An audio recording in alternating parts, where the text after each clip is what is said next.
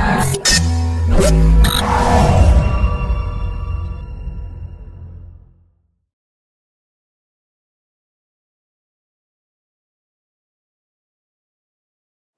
I'd like to do in the next several minutes is tell you what I know, but I have to preface it up front.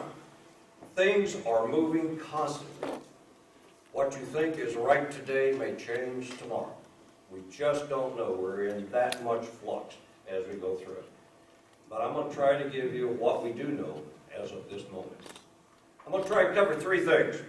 I'm going to try to talk about the BRAC, the potential of a BRAC-based realignment and closure, or if Congress does not authorize it, what may happen on a unilateral action by the Secretary of Defense. And then thirdly, I'm going to try to hit what we as communities around Fort Rucker can do to help strengthen and enhance Fort Rucker should we have another BRAC or a unilateral action. The administration is dead serious about having a BRAC. In 4 submissions of the budget, in every one of them they've asked for a BRAC. In FY12 they asked actually for 2, one in the year 13 and one in the year 15. But Congress did not authorize. Now this month, a budget request comes from the White House. And in that budget request, it asked for a BRAC in 17. What's going to happen in Congress, I do not know.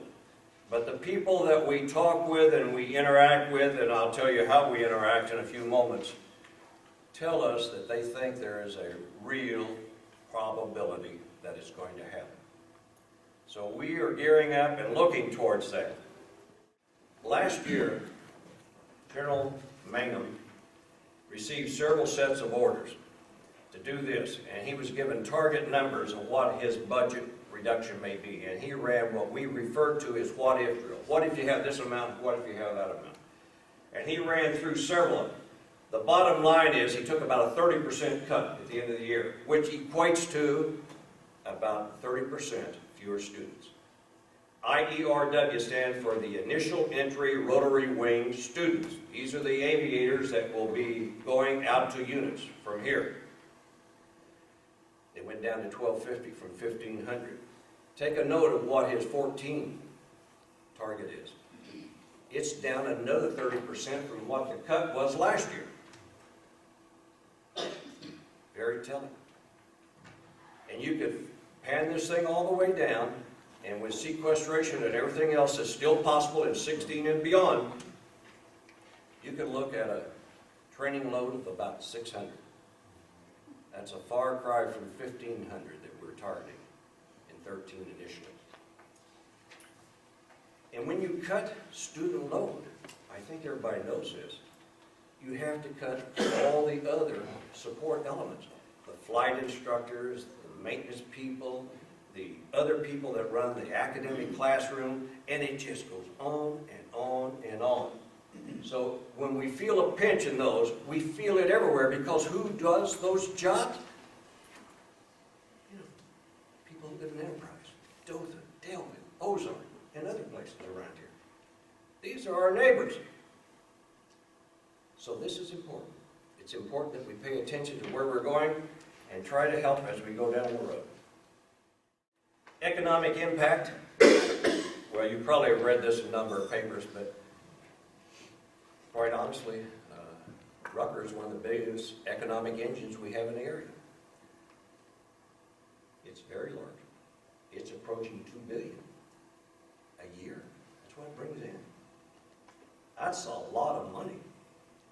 Break that down. How many jobs is that? How many livelihoods is that? It's big. We have to work. We have to protect what we have, but we also have to be forward thinking and go out and look and see what we can bring in. Rucker, it's much stronger than it was 10 years ago. It has talked to you about some of the new structures out there, the privatization of the utilities, the privatization of the housing, the number of headquarters that have been rebuilt, the warrant officer college that has been rebuilt. I mean, it just goes on and on and on. Brick and mortar give permanency. There's very, very, very few wooden structures left at Brother. And they're going to be torn down the next few years, I'm sure, the remainder of them are. But saying all of that, I have to come back to the board tonight and ask you, are you going to help? Is the board going to help Fort Rucker? Are you going to do some of the things that's necessary? How do you stand in the LEA? We, Friends of Fort Rucker, are your representatives, and we're here to work for you. And I would tell you very pointedly, we're very honored that the cities are financially supporting us.